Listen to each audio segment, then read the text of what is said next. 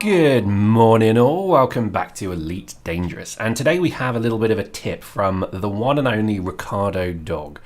Ricardo Berg, I'm so sorry bro, I always think he was the Rick Dog, yeah, and basically this guy, he's my go-to guy in the comments for knowledge. Look at that. So basically if you want to grind courier missions, because I'm sure we all love grinding, hey, we all played Destiny, right? Oh snap, basically if you go to these two, so CR Draco and Theta Draconis, as Ricardo very well pointed out, and what that means is there's only two systems near each other, and there's only two stations in each system, respectively.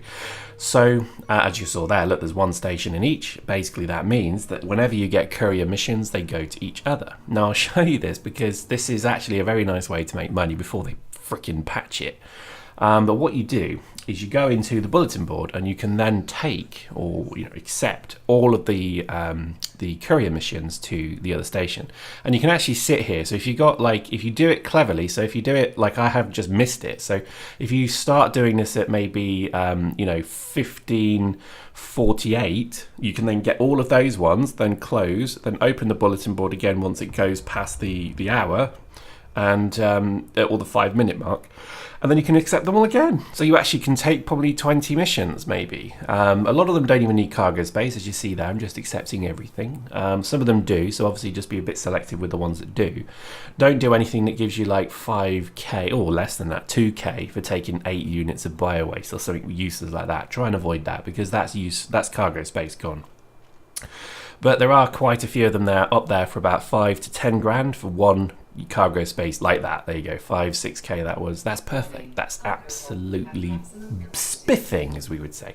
So that's the kind of thing you're looking for. Now, I mean, if I have a look at my missions now, looking at the wrong window, we'll look at the cargo. That's what I've obviously taken on board. It's haulage, so it's not technically mine. Look at that. That's a lot, isn't it? Yeah, I've got a few fines as well, but we'll come back to that. And there we go, so you launch. Now, to be honest, I've launched early. I could have just hung around for another 5 minutes and then taken another consignment, because it does add up, and I think it's certainly quite profitable. Now, there is a haulage mission that is a single mission for about 50 to 60k credits. But I think they've patched it, because the only ones I'm getting now need at least 50 units of cargo, so that kind of sucks. But keep your eye out. I think there's quite a lot of stuff, there to make money. Yes, I know I haven't explored. Can't be bothered. I explored my little hiney off, and I got to the point where I thought, a bit bored of exploring for a while now. So I'm actually just trying to make money. I don't die as often as I thought I would, and maybe used to do, so that's a good sign as well. There certainly seems to be a bit more, I don't know, the Cobra is a good ship, but I'll tell you what drives me mad about it is every time I crash into another ship, even if it's like a Sidewinder, I die. And I find that very annoying. I think that needs a bit of work. I mean, I guess it's realistic, but it does seem that at some point you just get that point where it's almost impossible not to crash into each other. It could be possibly the way I'm flying, if I think about it, but there we go. Anyway, so we're going to talk about, while we're doing the courier bit, let's talk about another topic. Another topic I want to address is playing in gangs. Now, let me cite a case to you. I'm doing a current series of DayZ. If you're not watching it, firstly, shame on you, because they're actually quite fun. Me and the old gang got together and started playing the DayZ mod again. And I think we got a bit jaded over this DayZ standalone, because DayZ standalone is shit. It's not good. It's just annoyingly bad compared to how good the mod was.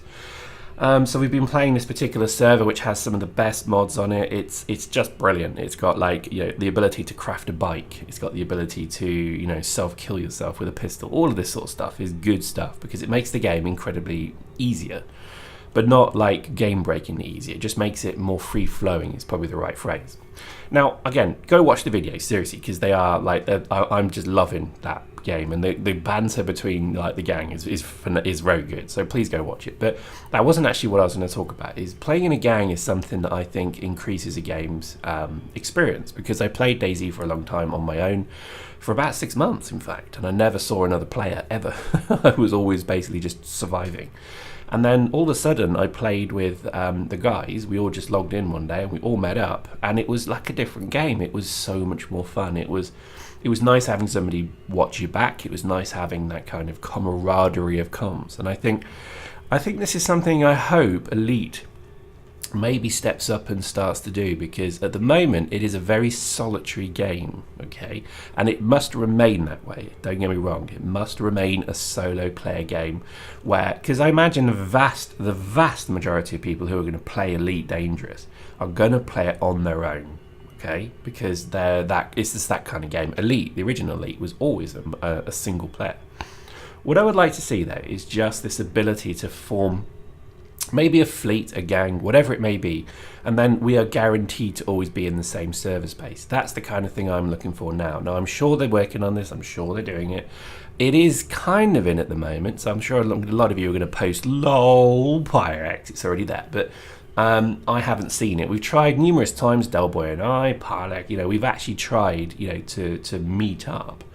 And we've both been sat at the same nav beacon, scratching our heads, because we're on different worlds. It's like the end of Silent Hill, the film, and we're just in different realms, it would appear. So that always is still going to be a bit annoying. I hope they fix it though, because I think that is it's probably the one thing that I think will define this game, is that ability to play as a gang. So we could all say, right, let's go to this asteroid belt and let's take it over. And then we all warp in, we're all in the gang, so it's marking us as like, this guy's in my gang, so therefore, don't shoot him because he's got gang colours, green or something like that.